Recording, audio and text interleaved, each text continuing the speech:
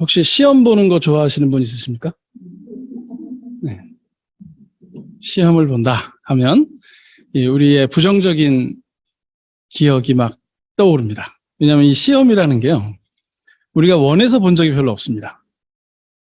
우리가 원하지 않는 시기에 누군가가 그냥 정해서 시험을 봐야 된다고 그랬어요. 그래서 시험을 봤습니다. 근데 늘 하는 얘기가 뭐냐면, 이 시험에 의해서 네 인생이 좌우될 거야. 이렇게 우리에게 겁을 줍니다. 너 이번에 점수 못 맞으면 어떻게 된다? 이번에 점수 잘못 맞으면 너 어느 고등학교 가?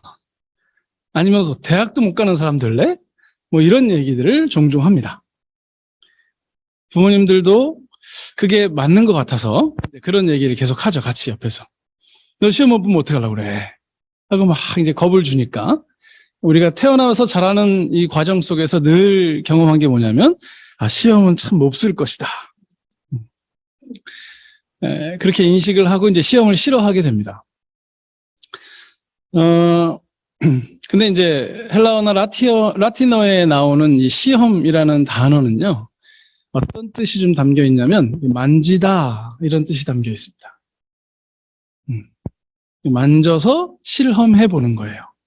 그리고 느껴보는 것. 그래서 실험적으로 느끼다, 이런 표현이 시험이라는 단어에 원래 담겨져 있습니다.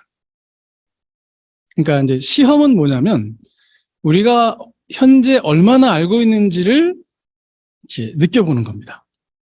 그리고 그것이 우리의 삶에 얼마나 힘이 있는지를 경험해 보는 겁니다.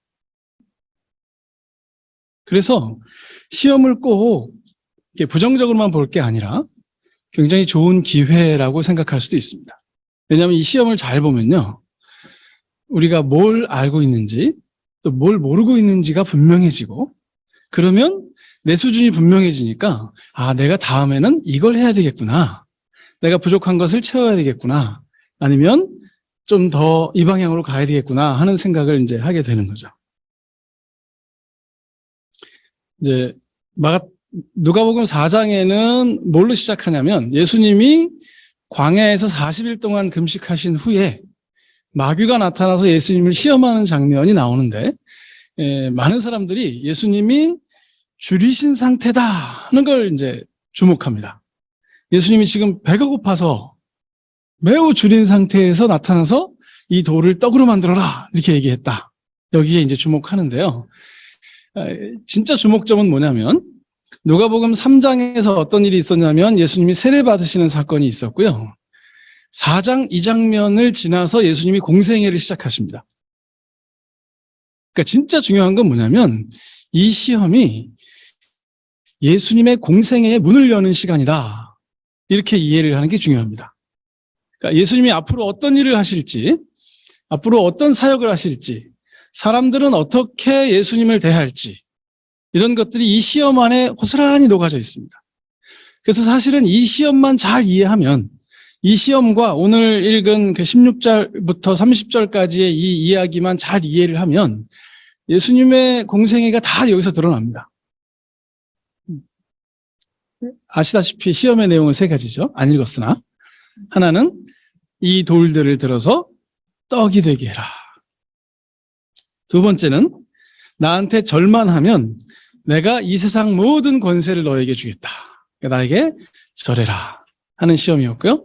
세 번째 시험은 여기서 이 낭떠러지에서 뛰어내려라. 그럼 천사가 너를 수종들어서 네 영광이 쫙 드러날 것이다. 이렇게 세 가지 시험을 사탄이 합니다. 이 시험은요, 두 가지를 기억하게 하는데, 하나는 일단 인류 최초의 사람이 받았던 시험을 기억하게 합니다. 이게 먹음직도 하고 보암직도 하고 지혜롭게 할 만큼 탐스럽게 할 만하다 하는 게 선악과였거든요. 여기서 지금 먹는 것과 관계가 있는 시험과, 그 다음에 권세에 대한 시험, 네가 하나님과 같이 될 것이다 하는 내용과, 네가 아주 멋들어지게 드러날 것이다, 네가 영광 가운데 나타날 것이다 하는 시험이 이 인류 첫 시험과 좀 연관성이 있는데요. 인류의 첫 대표였던 아담은 이 시험에서 실패를 하는데 새 인류의 첫 아담이신 예수 그리스도께서는 이 시험에서 지지 않으십니다. 이 시험에 빠지지 않으십니다. 이걸 하나, 새 인류의 대표로서 예수님이 시작한다라는 생각을 하나 해보고요. 이게 또 시험이 광야와 40일이라는 상징이 이렇게 탁 주어지는데 광야와 40이라는 숫자는요, 이렇게 묶어 놓으면 출애굽을 굉장히 연상하는 그 시간이 됩니다. 이스라엘 백성들에게는 출애굽해서 광야의 40년 기간이 새로운 하나님의 백성으로 새로운 사람들로 탄생하는, 새로운 국가가 탄생하는 그런 시간이었습니다. 그래서 지금 이 누가복음을 보고 있는 사람들이 회심한 그리스도인들, 그러니까 유대인이었다가 회심한 사람도 많을 거 아니에요. 이방인도 있을 거고. 이 회심한 사람들의 입장에서 보기에는 이 예수님의 공생의 사역, 앞으로 이루어지는 공생의 사역이 이 새 출애굽을 통하여 새 이스라엘을 창조하시는 것이라는 것을 좀 연상하게 할 것입니다. 그러니까 뭐 어려운 얘기 다 빼고 중요한 건 뭐냐면 지금 이 시점은 어느 시점이냐면 예수님의 공생애가 시작되는 시점이다. 그러니까 우리의 관심이 어디에 빠지면 안 되냐면요. 누가 이기나 보자.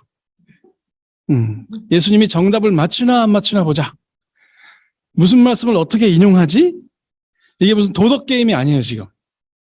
사탄은 문제를 내고 예수님은 그럴듯하게 대답을 해서 이 문제를 어떻게 해결하는지를 우리가 지금 관심 있게 지켜보는 시간이 아니고요. 예수님께서 앞으로 공생의 사건을 통해서 그분의 죽으심과 부활을 통하여 새 인류를 창조하시고 새 출애굽을 통하여 새 이스라엘을 만들어 가시는 과정에서 이게 지금 시작하는 시점의 역할을 한다라는 게 굉장히 중요합니다. 근데 이제 왜 그럼 마귀는 하필이면 돌을 떡으로 만들려고 했을까? 그리고 그것 좀 해주면 안 돼요? 나 할 줄 아는데? 그러고 하면 되잖아요. 그거 했다고 예수님이 지는 거 아니잖아요. 절하는 건 좀 그렇죠. 좀 그런가? 이런 생각이 들기도 하고요. 막 이렇게 어서 뛰어내려갖고 천사가 수정들은 폼나고 좋잖아요. 뭐 그게 어때서? 이런 생각이 듭니다. 그리고 또 예수님은 굳이 그걸 안 하시려고 저렇게 애를 쓰시나 하는 생각이 들고요. 근데요, 만약에 공생애를 시작하는 예수님이 지금 이것을 다 이 요청을 받아들인다면 그런 메시아로 드러날 겁니다. 사람들은 예수님을 그렇게 이해할 거예요. 어떤 분으로? 돌을 떡으로 만드실 수 있는 우리의 경제 문제를 해결하는 메시아로 인식을 하게 될 겁니다. 그리고 권세를 가진 자, 힘을 가진 자, 그래서 자신이 가진 그 힘으로 세상을 정복하는 자, 그래서 로마로부터 정치적인 압제를 해방시켜 줄 사람, 이렇게 표현할 겁니다. 그리고 뛰어내리기만 하면 천사들이 나타나 수종드는 멋들어진 예수님이 이제 첫 장면에서 등장을 하는 겁니다. 앞으로 예수님이 이 일을 계속 하실 거예요. 근데 예수님께서요, 이거를 시험으로 규정하십니다. 이걸 유혹으로 규정하십니다. 그리고 거부하십니다. 나는 그런 메시아가 아니다. 나는 그렇게 정치적인 문제와 경제적인 문제를 해결하는 멋들어진 메시아로 이 땅에 오지 않았다. 나는 그렇지 않다라고 말씀을 하시는 거예요. 그리고 어디로 가시냐면 회당으로 가십니다. 그게 이제 오늘 본문의 이야기예요.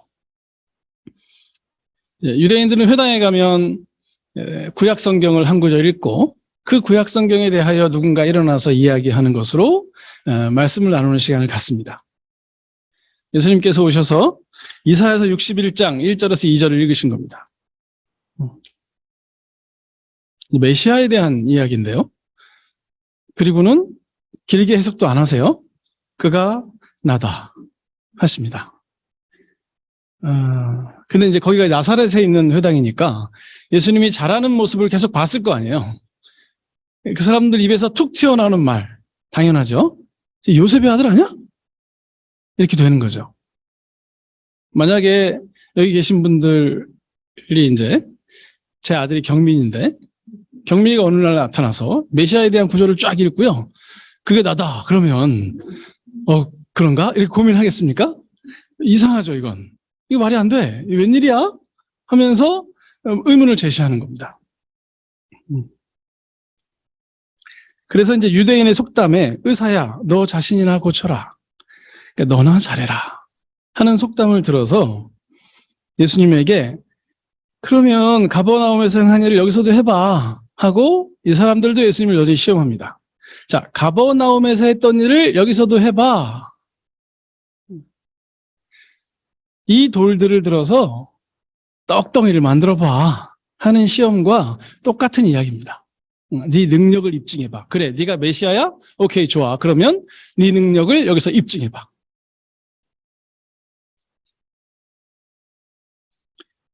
이런 기적도 행할 줄 못하면서 무슨 네가 메시아라고 너나 잘해 라고 얘기를 하는 거죠. 그리고는 이제 24절부터 30절까지를 보면 예수님께서 이런 나사렛 사람들의 반응에 두 가지 사건을 들어서 이제 책망하십니다. 첫 번째가 뭐냐면 엘리야 시대의 사건입니다. 엘리야 시대에 3년 6개월 동안 비가 내리지 않았었는데요.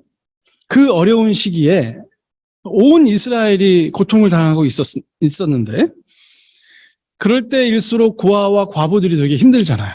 사회적 약자들이니까요. 근데 그때 엘리야가 어디로 가냐면 이방 지역인 시돈 땅에 갑니다. 그래서 사렙다 과부라는 사람을 만나서 그 가정의 문제를 해결합니다. 자, 이스라엘에 3년 6개월 비가 안 오는 중이에요. 이 나라가 얼마나 힘듭니까, 지금? 여기에 사회적 약자들이 얼마나 많이 있습니까? 여기에 하나님의 은혜가 임하지 않고요. 두로와 시돈으로 대표되는 건 계속 이스라엘을 괴롭히는 사람들이거든요. 그 땅에 가서 사렙다 과부의 집에서 기적이 일어나요. 하나님의 은혜가 거기서 일어납니다. 이게 아주 흑역사입니다. 또 하나, 두 번째 사건은 뭐냐면 엘리사 시대에 있던 일인데요. 이렇게 나아만 장군이라는 사람을 이렇게 엘리사가 고쳐주는 장면을 여기서 얘기합니다. 이스라엘은 병자가 없는 게 아니잖아요. 이스라엘도 아픈 사람 굉장히 많습니다. 근데 나아만 장군이 어떤 사람이냐면 이 수리아 지역에 살고 있는 사람인데 이 수리아 지역은요 이스라엘을 대대로 괴롭혔던 국가가 있는 곳입니다. 그러니까 지금 적국의 장군, 그것도 그 나라에서 가장 위명이 높은 장군의 병을 누가 고쳐주냐면 엘리사 선지자가 고쳐주는 거예요. 그러면서 예수님께서 결론적으로 뭐라고 그러시냐면 선지자가 고향에서는 환영받을 일이 없다라고 말씀을 하십니다. 그러니까 지금 너를 증명해봐 이렇게 얘기하니까 엘리야나 엘리사 같은 선지자들도 너희 조상들에게 그렇게 버림을 받았어. 선지자는 그런 거야. 하고 책망을 하시죠. 이 얘기를 들으니까 사람들이 분노하기 시작합니다. 내가 메시아야 했을 때는 조금 화가 났었는데요. 너희들 다 왜 이래? 이런 얘기를 들으니까 이제 분노를 하는 겁니다. 그리고는 예수님을 낭떠러지로 데려갑니다. 뭐 하려고 그럴까요? 떨어뜨려서 죽이려고. 아니면 떨어뜨렸는데 천사가 수종 들은지 안 들은지 보려고 그랬을지도 몰라요. 지금 이 앞에 있는 세 번의 그 시험이요. 이 뒤에 이 사람들의 반응과 상당히 연결되어 있습니다. 예수님께서는 뛰어내려서 자신의 능력을 입증하지 않으시고 그 사이를 지나오십니다. 어떤 방법으로 하셨는지는 잘 모르겠어요. 유대인들의 입장에서 보면 자신들이 매일 봐왔던 그 어린 시절에 코 찔찔 흘리고 뛰어다니고 이랬던 것을 내가 뻔히 아는 예수님을 이렇게 메시아로 인정하는 게 쉽지 않았을 거라고 생각합니다. 그런데 딱 쉽지 않기만 한 건 아니고요. 얼마 전에 요한은 이렇게 얘기했어요. 나는 그의 신들매를 들기에도 감당할 수가 없다. 그 어린 시절 예수만 있는 건 아니에요. 자신들이 보기에 메시아일 거라고 생각했던 그 요한이 나는 저분의 신을 풀기도 그렇게 능력이 안 되는 사람이다. 라고 얘기를 하기도 했었습니다. 왜 이토록 거부할 수밖에 없었는가, 예수님을.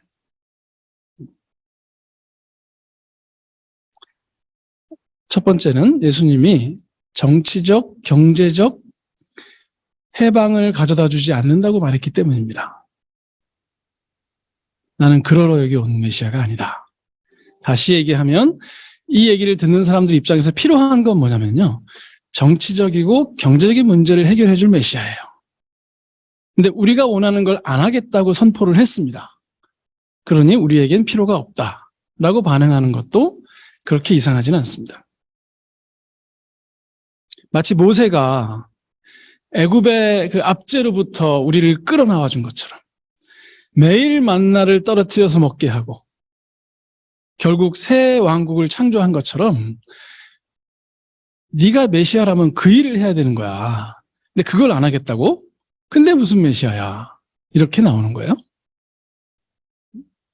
마귀는 이런 이스라엘 백성들의 요구를 잘 알고 있었어요. 그래서 공생에 시작하기 전에 요청하는 겁니다. 야, 네가 메시아가 되려면 있잖아. 이 돌을 떡으로 만들어야 돼. 그리고 대단한 힘과 권력을 가지고 있어야 돼. 네가 뛰어내리기만 하면 천사들이 나와서 너를 수종들어야 돼. 그래야 네가 여기서 메시아 노릇하고 살 수 있어. 그러니까 그거 한번 시험해봐. 되나 안 되나 보자. 그래서 예수님은 그것을 시험으로 규정하고 안 하신 겁니다. 나는 그렇지 않다. 내가 여기 온 것은 그것을 위하여 온 것이 아니다. 두 번째 이유는요. 우리가 오늘 읽은 본문에서 나오는 것처럼 주님의 은혜의 해가 유대인에게만 아니라 이방인에게도 심지어 완악한 유대인을 비껴서 이방인에게로 갈 것이라고 이렇게 말씀을 하시기 때문이에요. 예수님께서 예로 드셨던 그 엘리야 시대와 엘리사 시대의 사건, 그야말로 이스라엘의 흑역사입니다. 어디서 그걸 끄집어내? 너도 그러겠다는 거야? 네. 뼈 아픈 장면입니다. 그리고 지금 로마의 압제를 당하고 있는 입장에서는요, 굉장히 크게 오버랩되는 사건들입니다. 그런데 그거 안 하겠다고? 그러니까 화가 나죠.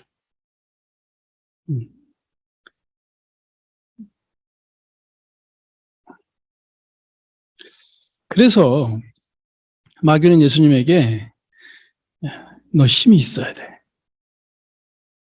뛰어내리면 천사들이 수종을 들 정도로 넌 멋진 사람이어야 해. 그래야 여기서 메시아 노릇 해먹을 수 있다. 라고 얘기했던 것 같습니다. 어쨌든 이스라엘 사람들은요, 그들이 필요한 메시아가 있었습니다. 그거를 잘 하겠다고 하면 메시아 해도 상관없어요. 빨리 하라고 해야죠. 왜? 내가 원하는 걸 얻을 수 있으니까. 그걸 안 하겠다고? 그러면 두 번 생각할 것도 없어요. 우리 말고 또 이방인들에게 은혜가? 그러면 로마 사람들이 잘 된다는 얘기야? 난 그거는 못 보겠어. 그래서 이제 밀어 떨어뜨리려고 하는 거죠. 예수님이 왜 십자가에 달리셨는지 기억하십니까? 이거 안 하겠다고 해서 십자가에 달리시는 겁니다. 예수님을 따르던 수많은 군중들이 왜 예수님을 떠나갑니까? 대장 노릇 안 하겠다잖아요, 자꾸. 죽겠다잖아요. 그러니까 제자들 입장에서도 얘는 아닌가 보다 라고 판단이 되는 거죠. 근데 이게 당시 유대인들만의 문제는 아니고요. 지금 우리의 문제이기도 합니다. 우리도 하나님께서 우리의 먹을 것을 책임지시기를 바라잖아요. 저도 지난주에 그런 기도를 했습니다. 주여 돈을 주소서. 국가적으로 개인적으로 어려움 당하는 거 하나님이 고쳐주시기를 바라잖아요. 우리도. 하나님께서 능력 있고 폼나는 모습으로 나타나셔서 나를, 우리 가족을, 혹은 우리 교회를 사랑해 주시기를 바라잖아요. 우리가. 저는 하나님이 우리에게 배고픔을 해결해 주시는 분이라고 믿어요. 안 그러면 못 살았거든요, 제가. 하나님께서 우리의 문제를 해결해 주시는 분이 맞습니다.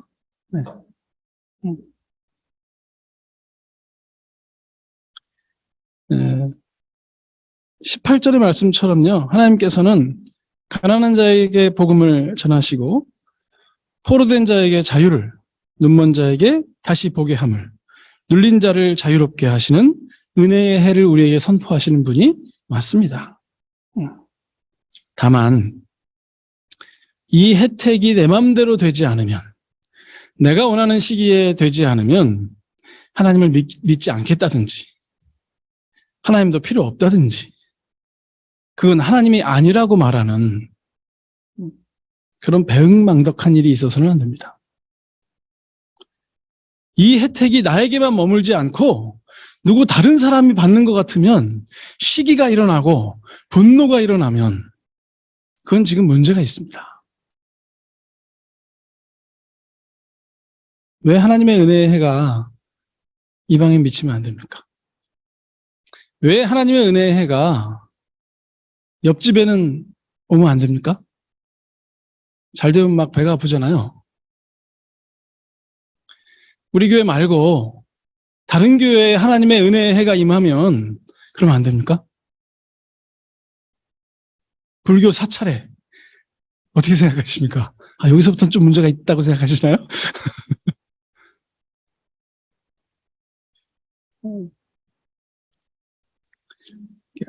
지금 예수님께서는요, 내가 어떤 메시아인지를 얘기하시는 거예요. 지금 도덕 교훈하시는 게 아니라 메시아가 무엇을 하는지를 보여주십니다. 그래서 그 시험을 감당하시는 겁니다. 나는 돌을 떡으로 만들지 않겠다. 나는 너에게 절하는 방법으로 권세를 얻지 않겠다. 나는 사람들 앞에 멋들어지게 드러나기 위해서 무모하게 뛰어내리지 않겠다. 오직 말씀으로 이 길을 걸어가겠다. 하나님의 뜻대로 내가 이 메시아의 사역을 감당하겠다. 너희들이 원하는 방식이 아니라 하나님께서 원하는 방식으로 이 일을 감당하겠다 라고 말씀을 하시는 거죠. 보통 여기까지인데 한번 뒤집어 보자고요. 의외로 우리는 우리 스스로가 그런 메시아가 되기를 원합니다. 우리가 이 유혹 앞에 있습니다. 예수님께서 당하신 이 3번의 시험은요, 여전히 우리들에게 있습니다. 특히 교회 지도자들에게 있습니다. 어딘가에서 지도적 역할을 하거나 조금 더 영향력을 가지고 있는 사람들이라면 이 유혹이 굉장히 큽니다. 이 능력을 보여줘봐라. 너 잘할 수 있어. 어떤 목사를 원하십니까? 그 목사가 와서 설교만 하면 사람들이 막 와. 인기 있잖아. 그래서 그 사람이 와서 뭔가를 하면 막 우리가 좋아질 것 같아. 그런 지도자를 원하잖아요. 우리 그런 사람이 되고 싶은 유혹을 계속 받습니다. 그런 사람이 되라는 유혹을 우리에게 계속 누군가가 합니다. 그래서 교회에 지도력을 가진 사람들은요, 매우 조심해야 돼요. 나는 그런 사람이 아닙니다. 저는 그런 메시아가 되기를 원하지 않습니다. 라고 계속 얘기할 수 있는 사람이 교회의 지도력을 가져야지, 없던 힘 생기면 어깨에 힘 들어가고 자기 마음대로 뭔가를 자꾸 하려고 하는 사람들이 지도자가 되면요, 교회가 망가집니다. 그 사람이 아주 은근히 그 일을 할 수도 있고요, 아주 대놓고 그 일을 할 수도 있는데, 중요한 건 결국 자기가 원하는 걸 하려고 한다는 겁니다.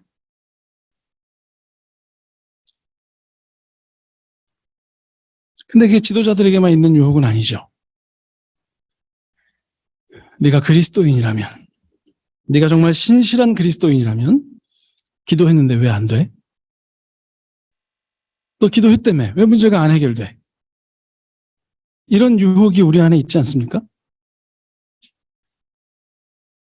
내가 그리스도인으로서 이 땅의 권세를 가지고 이 세상을 변화시키겠노라.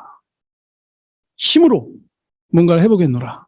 이런 생각 우리가 하게 되잖아요. 좀 폼나게 드러나면 좋지 않겠습니까? 주식이 떨어지는데 내가 딱 샀더니 천사가 수종 들어 주식이 확 올라.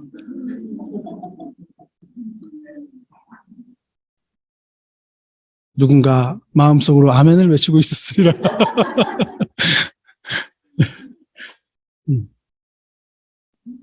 그러니까 우리가 신실한 그리스도인임을 증명해내려고 해요. 주제 파악이 안 된 겁니다. 신실하긴 뭘 신실해요. 그런 증명하려고 하지 마세요. 예수님도 증명하시지 않잖아요. 죽으면 됩니다, 그냥. 우리가 대단히 능력 있는 사람들로 누구 앞에 나타나려고 할 때 우리는 사탄의 시험 앞에 선 겁니다. 누군가 앞에 내가 멋진 모습으로 드러나서 내가 하면 그 일이 가능해지고 내가 하면 그 일이 되고 쟤는 안 됐는데 내가 하면 이거 된다? 이런 마음이 막 생겨요, 우리한테.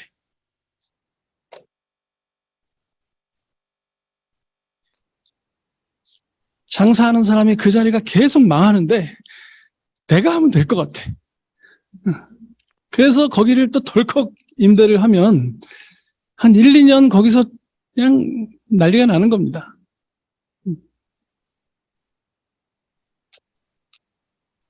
안 되는 건 안 되는 이유가 있을 텐데요. 내가 하면 될 것 같은 그 오만함, 이런 것들이 우리 앞에 있습니다. 이런 유혹이 있습니다. 사탄이 혹은 우리 옆에 있는 사람들이 우리를 부추깁니다. 야, 증명해봐. 네가 그렇게 능력 있다는 걸 증명해봐. 한번 돌을 떡덩이로 한번 만들어봐야. 그러면 이제 그 얘기를 들은 사람들이 이렇게 각오합니다. 그래, 내가 얼마나 멋진 목사인지를 내가 보여주겠어. 내가 얼마나 신실한 그리스도인인지, 내가 얼마나 능력 있는 기도의 사람인지를 내가 보여주겠어. 이번 일을 내가 성공시켜서 네 코를 납작하게 만들어버리리라. 이렇게 우리가 우리 자신을 증명하려고 하는 순간 우리는 미끼를 물은, 낚싯대에 달린 미끼를 물은 물고기처럼 질질 끌려가는 자유를 완전히 뺏겨버린 사람이 되고 맙니다. 증명해야 되잖아요. 어떻게 해요? 어떻게 할 거예요? 해야죠. 제 인생을 돌아보면 이 미끼를 물고 평생을 끌려다녔습니다.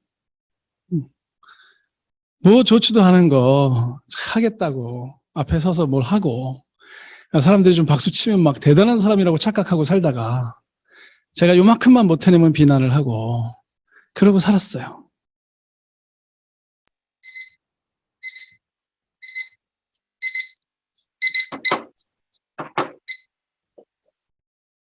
그 미끼 이렇게 물지 마세요. 입천장 다 까져요. 살아나도. 네. 상처뿐인 영광입니다. 우리에게 있는 유혹 두 가지가 있다면, 하나는 하나님을 우리 이익의 도구로 사용하고 싶어서 하나님을 충동질하는 사람이 되는 겁니다. 하나님을 시험하는 사람이 되는 겁니다. 하나님, 하나님이세요? 그럼 해보세요. 하나님 정말 하나님이세요?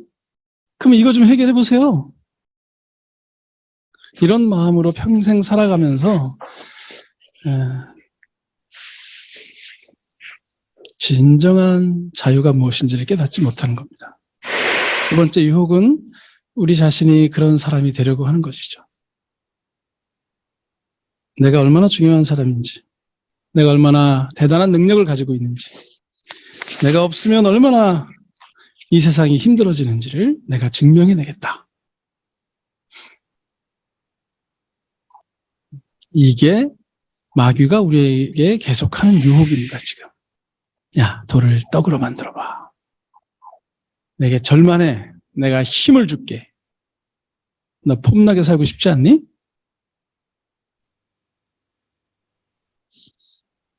우리가 이런 하나님을 향한 기대와 우리 자신을 향한 기대를 버리고 그것이 유혹임을, 그것이 시험임을 인정하고 진짜 하나님을 기대해야 됩니다. 하나님은 이 세상의 방식으로 일하지 않으십니다. 이 세상의 방식은 부와 명예, 지위, 권력, 학력 이런 것들로 사람들을 현혹합니다. 그래서 돌이 떡덩이가 되게 하고 수단과 방법을 가리지 않고 힘을 얻으려고 하고 남들에게 그럴듯하게 보이기 위해서 여러 가지 일들을 합니다. 이게 세상의 방식입니다. 예수님은 이런 시험을 거절하십니다. 그리고 그런 시험에 걸리는 대신에 죄인과 세리와 함께 식사를 하시고 사회적 약자들을 만나러 다니시고 그들을 고치십니다. 그리고 결국은 십자가에 달리시는 방식으로 이 세상을 구원하십니다. 겸손한 비움과 정의를 실천하는 섬김으로 이 땅에 하나님의 은혜의 해를 넘치게 하십니다. 이방인에게까지 이 은혜가 넘치도록 역사하십니다.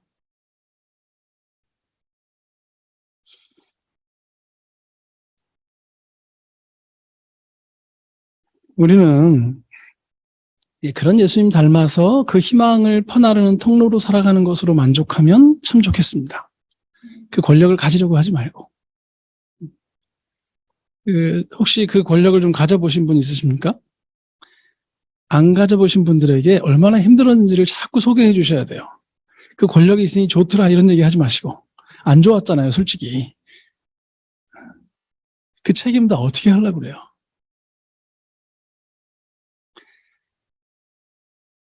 그 밀려오는 중압감과 어쩔 수 없이 해야 되는 그 일들 다 어쩌려고 그러세요?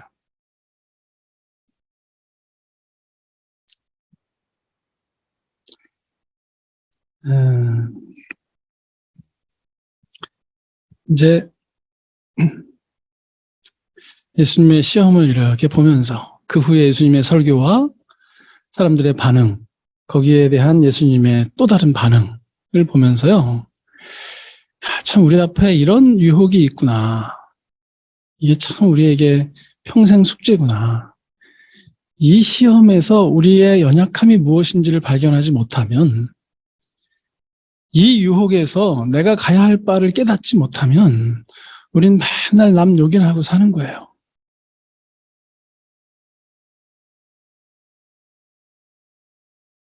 나는 못 보니까 아주 기가 막히게 또 남은 보이잖아요.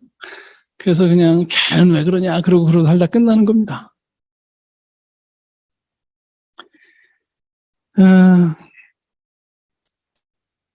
저는 여기 계신 분들이 모두 다 영향력 있는 분들이라고 생각합니다. 리더십은 결국 영향력인데요. 우리는 누군가에게 영향을 줍니다. 음으로 양으로. 긍정적으로 혹은 부정적으로도 영향을 줍니다. 그래서 우리는 계속해서 누군가에게 영향을 주기도 하고 영향을 받기도 하는 사람들입니다. 근데 그 욕망이 굉장히 커요. 내가 영향력을 주리라 하는 욕망이 굉장히 큽니다. 오늘 아침에 제가 차를 타고 오다가 우리 아들이 핸드폰 껍데기를 사줬음에도 불구하고 안 끼고 다니길래 넌 도대체 왜 그걸 안 끼냐? 하고 얘기를 했어요. 안 끼고 끼고는 자기 마음이죠. 근데요, 그 껍데기를 꼈으면 좋겠는 거예요, 저는. 왜 그런 쓸데없는 영향력을 미치려고 합니까? 우리가 다 그러고 살아요. 예수님 대단한 겁니다. 돌을 떡떡이로 만드는 게 어려운 일이 아니잖아요. 그리고 실제로 오병이어 사건에서 하시잖아요, 그거. 세상 권세 다 가지셨잖아요. 그런데 다 할 수 있는데 그걸 안 하세요. 왜? 그게 메시아가 아니니까. 그게 하나님 백성의 모습이 아니니까. 그런다고 자기 능력이 입증되는 거 아니니까. 늘 유혹 앞에 서 있는데요. 멋지게 살았으면 좋겠습니다. 그까짓 거 가지면 뭐하냐. 여유롭게 그렇게 편안하게 좀 사시다 가세요. 그 뭐 얼마 살지도 않을 건데 그냥 그거 가지려고 애쓰다가 마음 다 버리고 사람들 다 떠나고 뭐가 남습니까? 기도하겠습니다.